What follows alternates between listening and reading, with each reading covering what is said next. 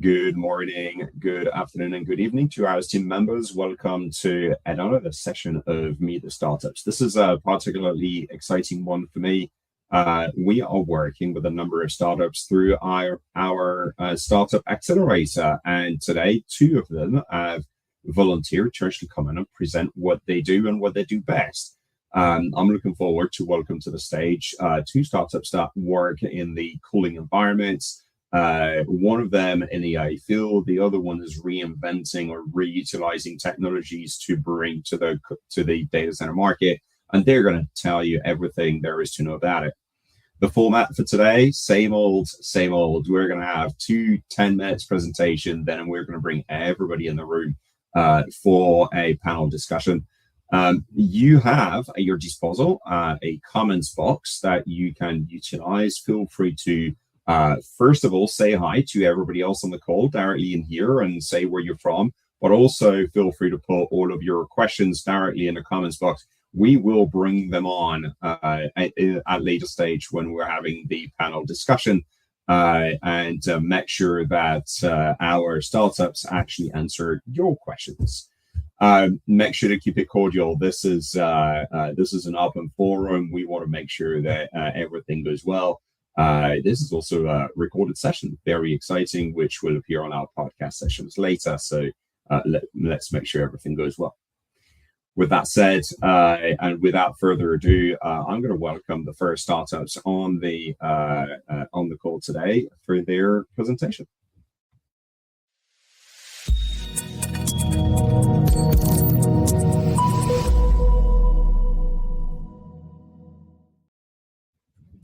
Hi, George. How are you today?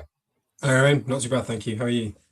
Yeah, very good. I'm very excited to see what thought leadership you'll bring at the forefront today. I know OptaiPipe, we've been working for almost a year together, so there's a lot to cover with what you've done throughout the program and the technology that you've got to present. So I'm not going to hold you any longer. I'm going to bring the presentation on the stage and actually disappear, so the floor is actually yours. Great, thanks, Romain. So everyone's got nicely lit up by the orange hue of the slides, and obviously thank you for hosting us today, and thank you everyone for joining. My name is George Hancock. I'm one of the co-founders and the VP of Strategic Partners here at OptaiPipe, and in the next 10 minutes, we'll just take you through that orientation to our solution, the challenge we're solving in the market, in the industry, and then obviously afterwards, when we have this discussion, welcome those comments of the approach and everything else that we'd like to cover as part of that thought leadership piece. Hopefully my slides work for me today. So, but if there's any lags, please let me know. So there we go. So we set out just under 2 years ago to solve the problem around energy efficiency. We understood this as a problem for data centers to try and achieve that efficiency and that sustainability targets. I think everyone's familiar with the effect of PUE and the debate around the usage around it as a metric. But we saw this opportunity to radically improve how energy management specifically was addressed and solved, and how we can bring that next step in change and efficiency by introducing AI and applications to solve that challenge. The operator challenge, we talk about a lot with operators. You've got so many, and I'm sure there's many on the call today, so many challenges that you face day to day. Sometimes that optimization isn't necessarily at the forefront of your decision-making process. So how do you make that as simple as possible, and how do you abstract some of that complexity away, especially when it's such an expensive area? Now, we can't affect land allocation, we can't affect the power queue, but what we can affect is how we optimize the efficiency for a site, and that's incredibly important when we take a 50 megawatts site in the UK, averaging about £75 million of usage. It's a huge bill, huge operational bill. And when 40% of that goes to the cooling, it's a big area that we can affect. And that's where we try to narrow that down, especially then also when we have these regulatory pressures with PUE. Now, not every data center is built different. Over the last 10, 20, 30 years, there have been huge differences in design, and even now, we're entering an accelerated phase of liquid and different designs as well. But there's all these different types of contracting mechanisms as well, makes it even more complex to operate and manage. And then added to that, we've got this change in workloads. we've got the traditional workloads, we've got HPC, we've got AI, and with that, new technologies. We've got legacy systems trying to manage those, which makes it complex. And then obviously that effort then pushes down to the operators on the data center floor. And when they're trying to keep the lights on these changing technologies, it's hard to address. So what do? We built an AI energy optimization and cooling control system, and we abstract away the challenges of analyzing that data, consuming data from existing systems, taking 2 months, 3 months to be able to identify areas where you can make improvements in real time to that system. And we delivered this energy management recommendation that we call AI for cooling efficiency, or ACE, which gives you explainable and actionable recommendations as you work through it. We're going to flick through the slide and back here a little bit just to give you a bit of an orientation and a view of how this works. But how the system is built, it's designed to be a collaborative system to optimize, safeguard, and advise using multiple AI agents as part of that process. So the starting point is we build a simulation of a site, so it's custom configured to a to the workloads, the technology, to the climatic conditions of a data center. We use an optimizing agent, which is deep reinforcement learning, to combine that data and make those recommendations. That thing gets pushed through what we call a guardian agent. And the guardian AI that constrains the recommendations. So we can think about risk profile of a site here. And this is incredibly important and something that sets us apart from the solutions in the market. We're thinking about the operational safety, the operational constraints that are a site, and those mission critical parameters that you're operating by. But then we're not leaving it there and giving you the data to then try and analyze yourself.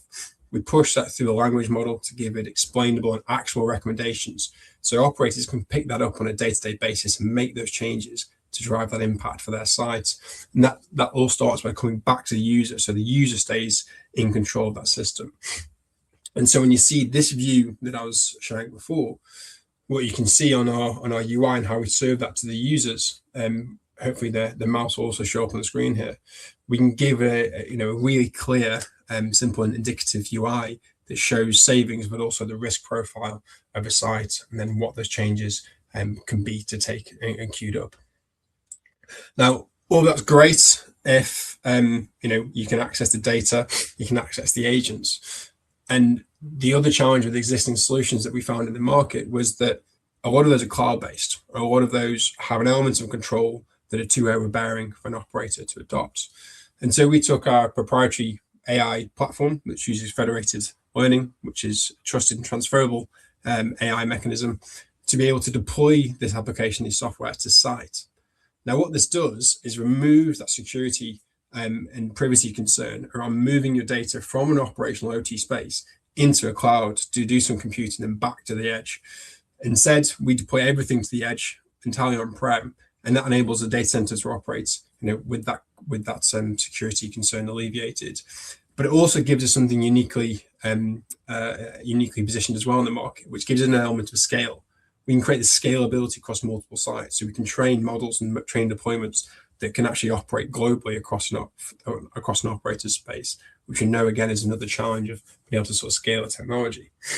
Now, all of this comes together for us to be able to deliver 30% improvements in the cooling system, and we aim to do that from our deployments, to be able to start to delivering results within 90 days of that process. Because of how we've deployed and how we've constructed the system, it's entirely without disruption, so we can support operational sites. We're not asking for big changes to capex or existing programs. We're not adding new sensors, new hardware, or asking for those technology changes. But we're doing all of that to make sure it's SLA aware, and we go through a very rigorous commercial process with customers to make sure that ROI is completed as well, to make sure there is that payback. So if there's that skepticism around, I don't think you can achieve 30%. Let's go through that process. Let's prove that business case. Let's do a proof of value, and then let's get to deployment to make sure those expectations are aligned. Now, where this has actually delivered results, one of our early pilots, within the first month of deployments, we achieved a 10% cooling saving for a 2 megawatt site. That equates to about €350,000, and after 3 months, that was at 22%. So significant improvement. That also enabled us to lower the PUE through those changes, and that was all on delivering 4 recommendations a day, whilst driving the compliance with the Energy Efficiency Directive, being imposed into Europe too. From there, we continue to deploy globally. We have over 600 megawatts under deployment and growing. Actually working with partners and new operators to scale that capability. And we're very lucky to have some great partners on board with ABB and Italtel, which are the previous case study I shared as well. We recognise, that market motion with the partners and the ecosystem in the data center space is incredibly important to help us scale and achieve those lofty ambitions that all startups have. With that, I should say thank you. Hopefully that's a good orientation to what we're doing. Happy to take any questions, obviously, into the chat, and hopefully you've got my details as well to pick up on future events. So, Romain, back to you in the studio. Yeah, fantastic, John. Thank you very much for the snappy presentation today about what you've been able to accomplish actually with the use of AI. We'll come back. I've got loads of questions for you on the second part, and I want to be outdone by any other questions on the chat. So we'll start there if there are any. Before we get there, George, we're going to be moving on to Matt from Icebox. So let's get right into it.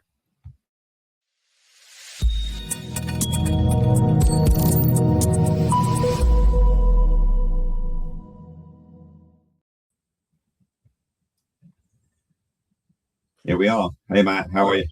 I'm good. I just got a notification that we're in the middle of a power outage, so I'm here at the mercy of my power wall. We'll see. Well, touch with everything. Everything stays there, and we understand if there is anything that happens. There's no problem at all. But off you go. Same principle. 10 minutes. We're going to discover that CO2 actually is a good element for cooling data centers, and I look forward to see what you have to say about this. Great. Excellent. All right, everyone. Thanks for having me. I'm Matt Stroud, co-founder of Icebox Energy, and today we're really going to be talking about when constraints around cooling change, do the old assumptions still hold? And, does CO2 actually deserve another look as a refrigerant? And then if we can use it as a refrigerant, what else can we possibly do? So data center cooling is more than just a thermal problem these days. So we're having to change the way that we cool racks because of the AI build out that everyone here is familiar with. There's a lot of liquid cooling that's required. There's a little bit of pushback on that now coming, but nonetheless, really dense racks that we're going to be heading towards in the near future require liquid cooling. What's unique about the situation is the context in which all of this is happening. So we're doing this build out where we're changing the way some data centers are built. We're building many, many more of them, but we're doing it in an environment that is both power and water constrained. There is in the American West, at least, we like to use a lot of water for cooling, but we can't do that anymore. So the thing that we use to actually bring power down to sort of compensate for the constrained power is being pushed back on by communities all over the United States and elsewhere. They don't want you to take their water. That makes the problem a lot harder to solve. While this is happening, just coincidentally at the same time, we're at this particular inflection point in the regulation conveyor belt for refrigerants. I'll explain this more on the next slide. But essentially, we're having to do this massive build out with all these changes happening at the same time while regulations are changing. So HFCs have been phased down in the United States starting last year. There's an even more aggressive F-gas reduction going on in Europe. So the old tools aren't necessarily there for us to use. And that sort of brings us to all the solutions that we're using for cooling these dense AI applications, HPC applications. It's where there's no silver bullet, right? So all of the trade-offs that come along with liquid cooling solutions that we need for AI, for dense applications, kind of fly in the face of what operators want, which is the density, reliability, and preferably low complexity. So I just want to spend a moment quickly to go over what we call the conveyor belt regulation or the changing regulations and this thing that's happening with synthetic refrigerants and why we started Icebox in the first place. So we're on this cycle that kind of happens every 20 years or 15 years or so, where we have a synthetic refrigerant and it has a problem. So first it was CFCs, and those destroy the ozone layer. So we pushed those over to HCFCs, which also destroy the ozone layer, and they also had greenhouse gas problems, but a little bit less ozone. Then we switched over to HFCs, and those have been around for a long time, but it turns out that they're actually really bad for the environment. They're horrible greenhouse gases. So those are being phased down too. But the problem is that the HFOs, the hydrofluoroolefins that we're basically bringing online, especially here in the United States, the reason that they don't actually warm the planet so much is because they break down and they stay near the surface. What do they break down into? Well, PFAS, they're mildly flammable. So there's a bunch of other issues that we can already see coming through on the new refrigerant class. And by the way, all the dielectric two-phase fluids that we're using for two-phase cooling, those are also HFOs. So, you know, the point of the question we started asking ourselves at Icebox is maybe it's time to revisit some of the natural options. The regulatory environment surrounding all of this is sort of primed for it. And then when it comes to data centers, if we're going to be making a big change now, maybe we should consider some other changes as well. So anyway, that brings us over to the natural refrigerants. And the natural refrigerants are sort of interesting. Natural is probably a little bit of a misnomer. Ammonia, for example, has a very unnatural supply chain feeding into it. Ammonia is great. So these are our natural options. It has high efficiency. It has no problems with global warming or ozone or anything like that, but it's toxic and corrosive. It's used extensively in food and bev, but are we going to use it for data centers? Maybe, maybe not. There's a little bit with heat reuse in Europe, but not much in the United States. And then we have hydrocarbons. So there's something like a 75% chance that each of you has a hydrocarbon refrigerant in your refrigerator, which is not a big deal because we're talking about maybe 50 grams or so, or 15 grams, very, very small amount. Thermodynamically, they're amazing. But the problem, the biggest problem at least, is that once you build bigger and bigger systems, explosive hazards become a really big deal. So it's hard to have a 300-pound charge of propane, for example. And that brings us to CO2. So CO2 is great in many, many ways, but historically, it's been really low efficiency during cooling. So this is actually what we set out to solve at Icebox, to just reconsider it now, to maybe end this conveyor belt forever. So I'll unpack both of these slides here, and we don't need to get into too many details. Just want to make a few points on it. The first thing that we set out to do at Icebox was just see if we could actually fix this problem. So in CO2 cooling, the biggest problem is that you have this, what we call a low supercritical point as far as the temperature goes. So when you need to compress and cool the fluid when it's warm outside, it goes into what we call transcritical operation. You compress it from subcritical to supercritical, and then you have to cool it along this isobar here. And this line is basically almost directly proportional to the amount of power that the system consumes. So what we set out to do is come up with an economical way to solve this problem. So a traditional CO2 cooling cycle works like this here. Our system works like this here, where we essentially dissipate the heat during the compression in an economical, sort of dense way. And the result is this graph here shows the amount of work that goes into the system for a typical process. And this over here shows the reduced amount of work. If anybody wants to dive deeper into that, let me know. We can talk about it offline or in the future. But here's the thing, is that if we can remove the heat while we compress, the efficiency of a CO2 system comes in line, roughly, with a synthetically based system. So we can actually take these chillers that are full of all these nasty refrigerants and swap them out for CO2 if we want. There's a bunch of other things we can do on the chiller side or on the mech yard side. But in addition to that, CO2 has a bunch of other favorable properties that might be of interest to data centers. So there's no water in the white space. It's very dense. You can actually shrink the supply lines and the return lines going into the white space or into the servers if you want. Leak detection is really easy. It's cheap. We can actually borrow a bunch of lessons that have been learned for the past 70 plus years from things like soda fountains, refrigeration systems in grocery stores, etc. You can actually pinpoint leaks very quickly without it having some sort of severe effect on IT equipment. It's incredibly cheap, something like 50 times cheaper than a dielectric fluid. You can reduce pumps, you can reduce loops, and we can keep going down the line. Lower flow rate, etc. You have to deal with pressure, but that's a little bit more perception than anything else. So the point is that we're building out all of this AI infrastructure in a really constrained environment. It's not just a technical problem. So when operators need to balance all of these sorts of things, I think the question we need to ask is if we can simplify it. So we're presenting CO2 as a potential other tool in this build out. So there are no silver bullets.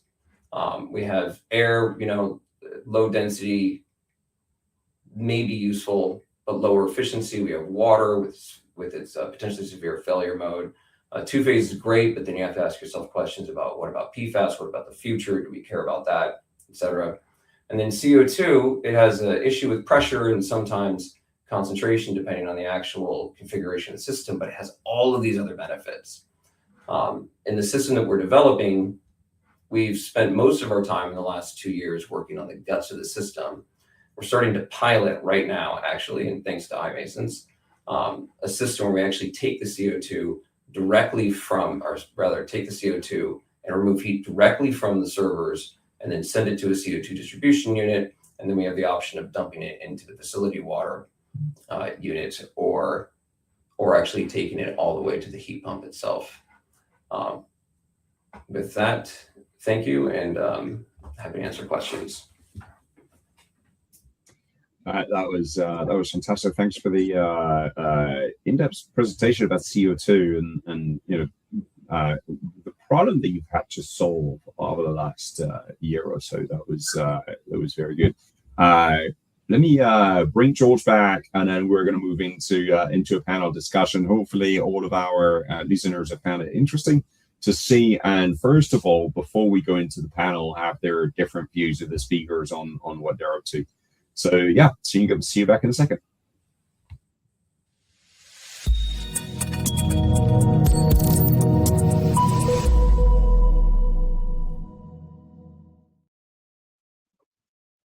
Matt, George, welcome back. Thank you for taking us through what your companies have been working on, and definitely some different directions in trying to solve the same problems. At the end of the day, cooling is one of the constraints that we've been seeing with the rise of density and the amount of servers being crammed into smaller and smaller places.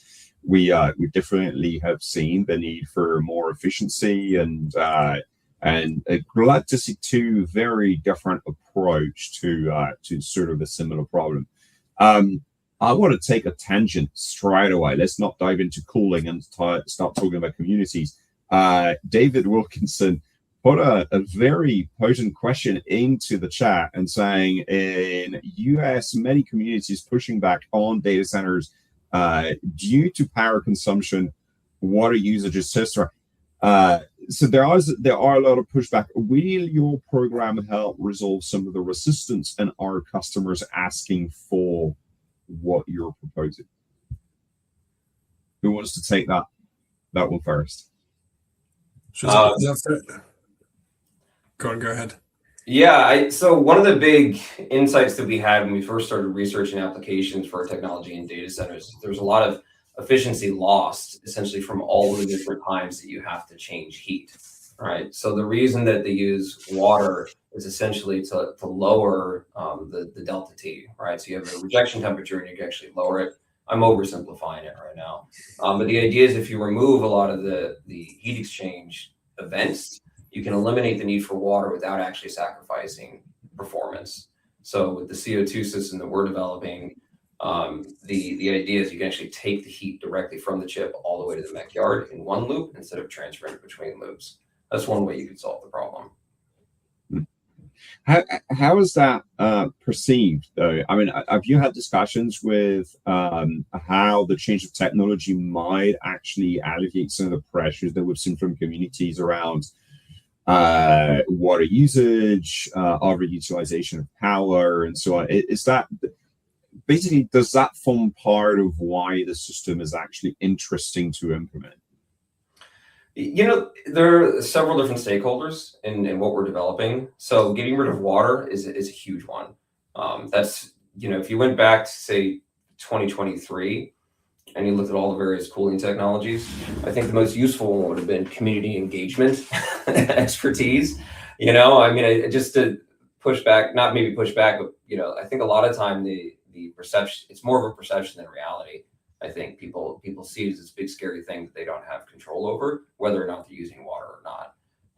Just to throw that out there. But as far as the data centers go themselves, it's definitely one of the things they're really interested in. They want to solve the problem. A lot of them want to eliminate water entirely, because it's even the water that we're not using consumptively for evaporative cooling. We also have to, fill it up and maintain it. There's water quality issues and things like that. So there's a lot of interest in moving away from water in general. Yeah. George, do you want to chime in on the community pushback and how that might be influenced by what you're bringing to market?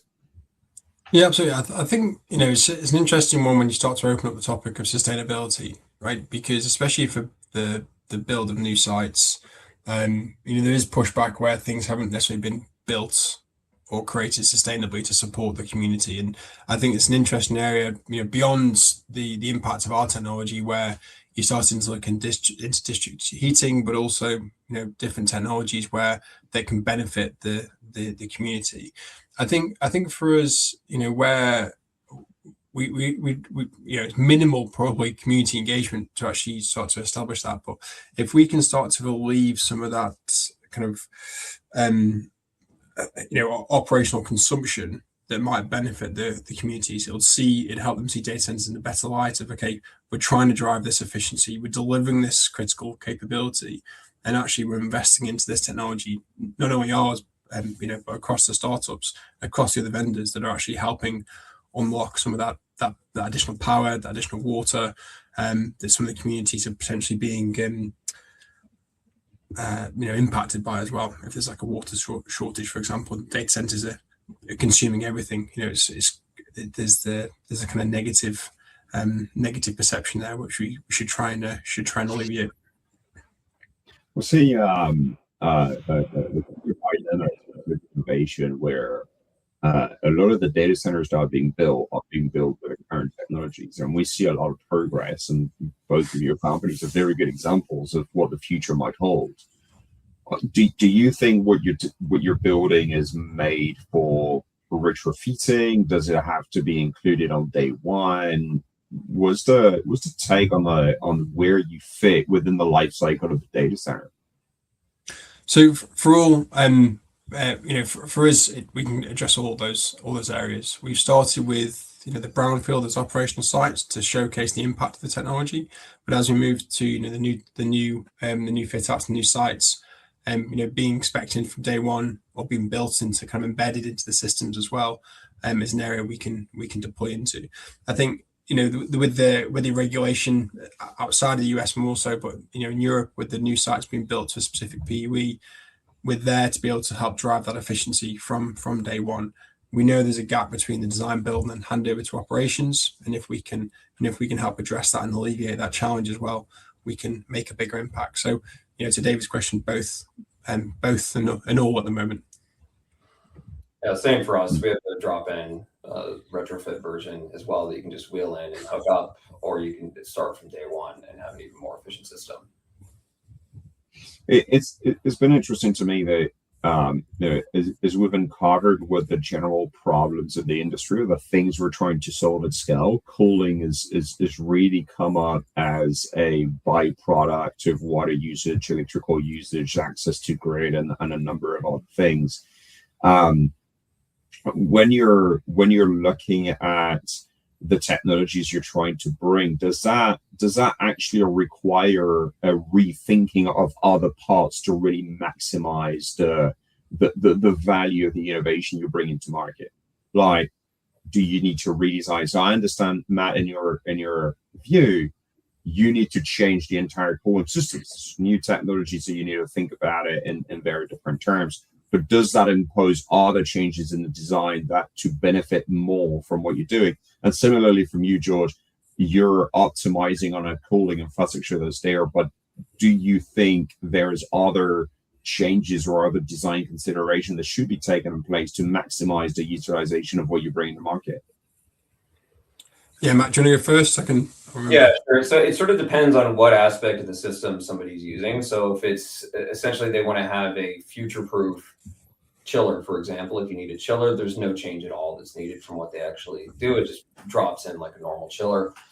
In the white space, see, the system can be sort of chopped up. You can have either one end or the other, or the whole thing. In the actual white space itself, the cold plates are special cold plates. And then it goes into a CDU, and the CDU can actually dump into a facility water system. The idea is you can actually take any portion of the technology and apply it in whatever the infrastructure already has or will have. So there's not really any problem there. And I think from our sides, because we've seen there's a variable state, variable standards of data centers being deployed, globally, and I think operators as well have the challenge where they've acquired sites and want to try and standardize it, but they can't. But their goal is, how do I drive that efficiency? How do I, what's the outcome I want to achieve, and how do I get there? So we're trying to take that journey of how do you take that challenge away and make it as easy as possible. So being agnostic to that setup. But as we go through that deployment, when the very start of our processes, and one of the teams built a fantastic tool for like an AI readiness tool, right? Is the site ready to deploy AI? Not AI workloads, but is the site configured to be able to consume these new technologies? If anyone wants to have a go of it, you can send me an email afterwards, and I can introduce you to Paisley, or if anyone's in Cannes, grab Paisley, she'll show you the tool. It's fantastic. But it's all about, where are the gaps in that current operating capability and operating standard that we can deploy and make the biggest impact. But also, what's the status of readiness from where they're at to be able to use tools like ours or others? Because there's really simple things. We speak to operators that are already driving an incredible efficiency. They pick up on those low-hanging fruit first before they start to investigate or invest into softwares, because there's the stuff that they know they should do, and do, then implement and deliver that impact first.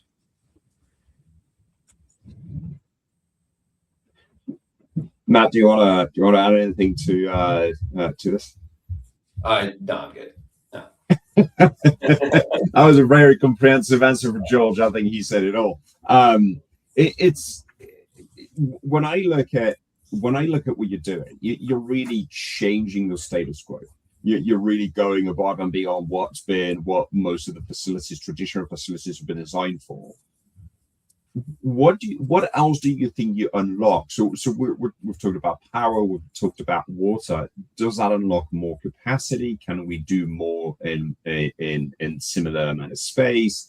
Because what we technically see is that within 5 years, the amount of IT equipment that is going to be wheeled into data centers as a refresh is likely going to necessitate further change into the facility. Do you think what you're doing also extends the lifetime of the facility?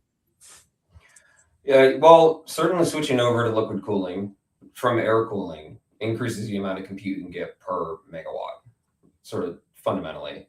And in addition to that, one of the things that we've noticed basically touring and going and visiting all the data centers is that a lot of the new builds that are coming out, I think George just spoke to this as well, they aren't necessarily being built for what's on the headlines.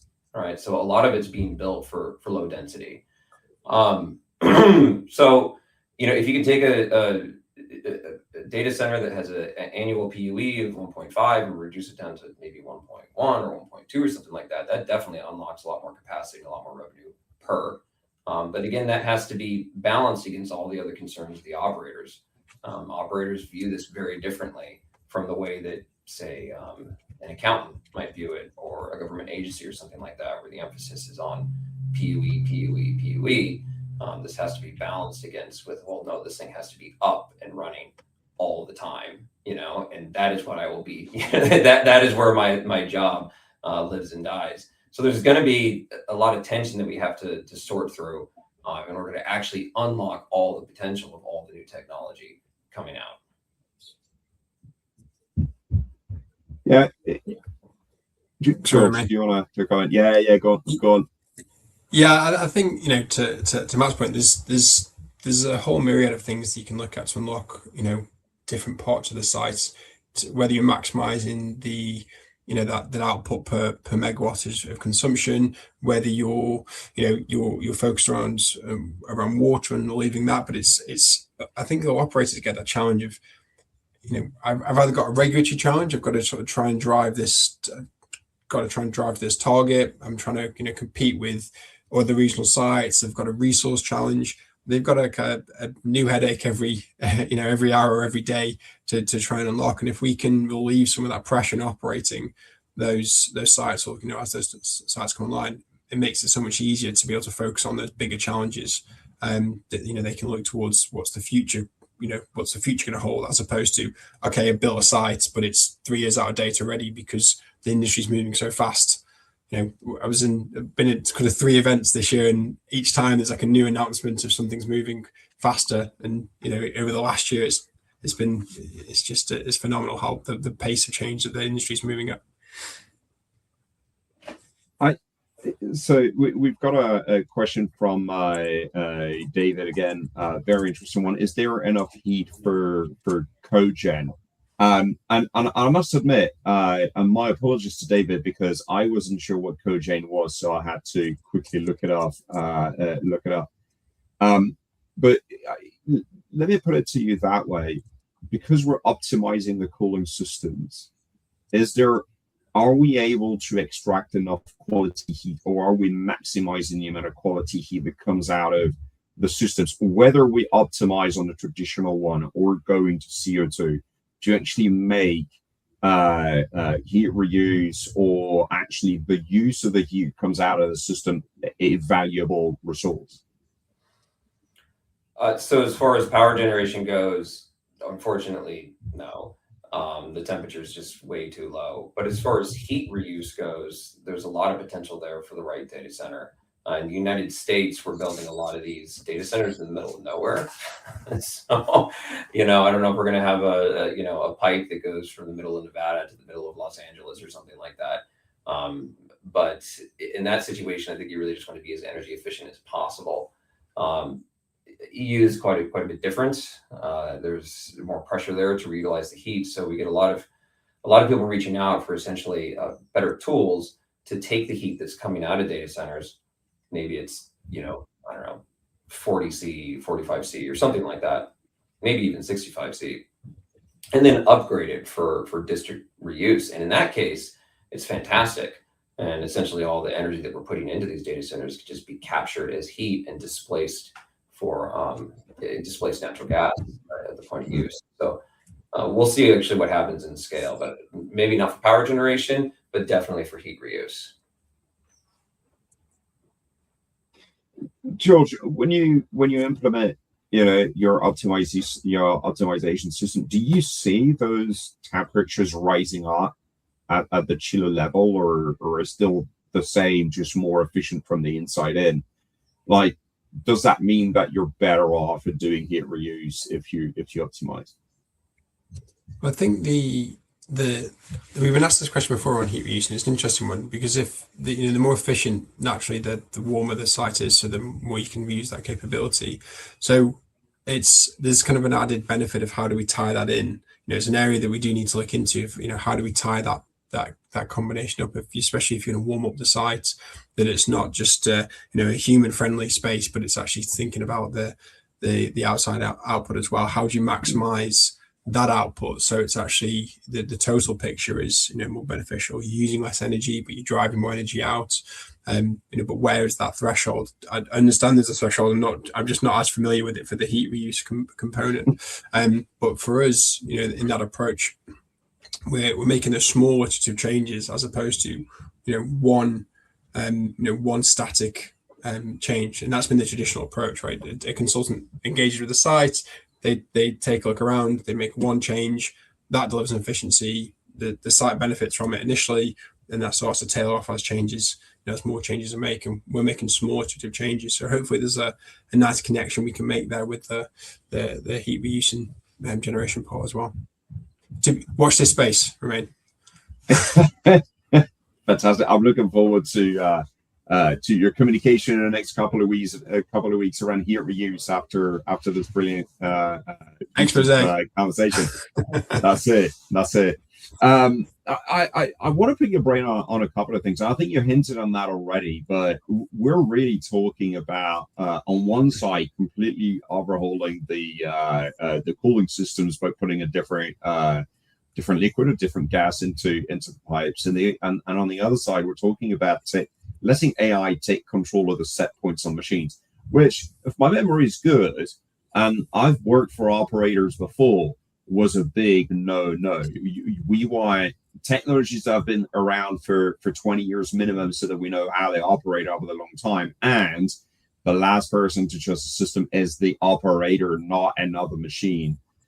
How do you communicate with the industry, with the ecosystem around the trust element that you need to be able to carry through those changes? Yeah, I mean, I think trust is a major part of it. Something that kind of underpins our vision as the business, right? We're trying to deliver AI that operators and organizations can trust, right? And that's through explainability, through actionable AI systems, and actually providing that transparency in how it operates. It's a big reason why we have that kind of the on-prem capability, right? The on-prem deployment, because it keeps the data private and secure. The operator has that control, but it's also about making sure that we deal in actually pragmatic steps with them. How do we start that process? How do we deliver results, albeit small? And then how do we build that trust and confidence in the system to be able to get to that level? And eventually, how does that operator sort of embed enough trust in the system to be able to let the system to run it themselves, so that the AI agent can learn of how the operator works and then replace that capability, so that they can focus on other areas that they need to look at. And I think that goes across the whole sector for adopting new technology. How do I trust what's coming is right, what's new, that's not just been done on a whim? I know there's critical facilities, right? So nothing's going to be done on a whim, but is that going to be right? Is the technology we invest in now going to be right for the next 2 years, 3 years, 5 years, 10 years? What's that technology window? Things are moving so quickly in that space that they've got to keep up with that rate of change, and that the old approach of sort of saying no, sticking your heels in, is going to be quickly updated. Sorry, Matt, probably covered all the points there as well. Is there anything you wanted to? No, I think that it's we're bringing a lot of our technology over from other things that we've started. So the previous industry that I was at, the first company developed, was in wastewater treatment. And I thought I would never go into an industry that was so conservative. And then I went into data centers, and it made data centers make wastewater treatment look like a keg party, which is fantastic, right? But it's a see it to believe it industry. So I think that you're going to see a pencils down moment on water. Everyone I know who's using it for right now for this current build out over the next maybe year and a half, 2 years or so, they're taking it, but it's warts and all, right? I mean, if you could just imagine at scale, liquid cooling for all the AI that's coming online using water, and you're thinking about millions and millions of water connections, you're thinking about all of the water quality issues that come along with that, I mean, just think about the flow rates. You're going to have data centers that look like desalination plants, right? And there's going to be so much water going through them at scale. So I think that, I mean, the people selling that equipment are thrilled, I'm sure. But from the operators, like you said, the people actually inherit all that equipment, that's a big job. So the way that we've seen the tension is essentially like, you're not far enough ahead now for us to buy, 1 million cold plates from you. But we want to be your first, second customer, right? They want to see it in the field. They want to see it for 6 months operating or a year operating or something like that. And then they'll happily move away from what their pencils down is right now. I must say it's so I've been working with both companies for about a year, for just a little bit longer, and it's been great to have you in the accelerator program that was put together for companies just like yours that are trying to figure out what is the best way to bring innovation to the industry, to the players. And I'm gonna finish on that one question. what's the biggest point of learning you've had in the last 1 year? What's the key takeaway? Whether through a conversation, through like wherever it might come from, what's the biggest piece of learning that you've had? In terms of there's a broad question, Romain. In terms of your business, how you see it, how you've been able to drive it forward.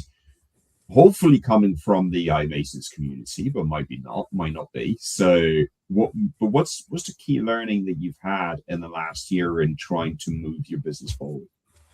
I think I think I can definitely credibly touch on some of the iMasons piece here, because you know the impact you've had with some of the conversations we've had, but I think it is about fostering that network. The conversations have been incredible to be able to sort of drive development and eke out those opportunities where we can work with partners, but also with customers. We started our iMasons journey with winning the innovation pitch in Cannes, which is a fantastic boost for us to sort of say, okay, this is the marker we're going to set. How do we go from here? And then how do we build those conversations up of people understanding the technology, understanding the outcome, but also understanding the application and why the path is different. And then how does that have that knock-on effect and that network effect of more connections to be able to build that ecosystem and understand who does what in the sector. There's so many new entrants all the time moving into the space as well. So to actually understand in the same vein of when operators look at the startup, and Matt said the same there, where have you done it? I want to be your, is it first, second customer? Where have you done it before? I want to go in there. I want to see that. I want to learn where it's gone well, when it's gone badly. But you've got a lot of the iMasons network as well that helps in terms of validating ideas of this is the challenge you've got in this region, or this is a nuance here, and that really helps us refine our kind of go to market as well. Yeah, I have two things. So I don't know which one is bigger. I think one of them is the PUE is viewed very differently from the outside than the inside. So I spend a lot of time speaking with investors and people like that, and there's always this tendency to sort of benchmark your technology compared to status quo through some kind of thing that you can calculate. And that's really easy to do with PUE when you're talking about air versus liquid cooling. But that's not actually the way that the industry makes decisions. That's something that was sort of interesting to discover along the way. But I think even bigger than that is actually just what George said as well. It's the network and the trust. This is something that we were pretty much only able to accomplish through iMasons. So we have an amazing pilot that's coming up. It'd be great to come back at some point and disclose what's going on there and go over it. I think that'd be really cool, big case study. But yeah, just actually how important trust is and networking is for this industry has been a huge lesson. Really, thank you for explaining what your biggest pieces of learning are, and many more in the future as well. As the network is not something that can be taken away, but that can grow over time. So I'm looking forward to see what both your companies are going to be doing, and for sure wonderful things. As we're bringing this call to a close, I just wanted to bring a couple more remarks to it. Well, first of all, we've got many more events like this one's coming up. The next one's going to be on the 9th of June. We're going to have partner Crusoe coming and talking about pre-con. And we've got two other very innovative companies talking about data center storage in space and power generation at sea. So that's going to be a very interesting debate about how do we utilize different environments for the advancements of the data center industry. And of course, the program, the accelerator program continues. So if you want to learn more, please go on the iMasons websites, where you're going to find all of the information about the program. And finally, as you're on a call like this, I'm pretty sure you already found your way to all the different elements. But if you wanted to continue your engagements with the innovation committee, feel free to go ahead and scan the QR code, and you will find actually on there your ability to either go discover the different meetings that we have, join the working groups, being able to have speaking engagements. If you have thought leadership that is worth sharing with our community, as well as some of the meetings and competitions that we've got coming up. So a very exciting coming month, if not for the entire rest of the year. And on that note, the only thing that's for me to do is to thank Matt and George for coming on the call today, actually giving us two wonderful presentations about their businesses and answering the questions from myself and our members in the comments. So thank you very much to you both. Thanks, Romain. Appreciate it. Thank you. And we'll see you very soon. Take care.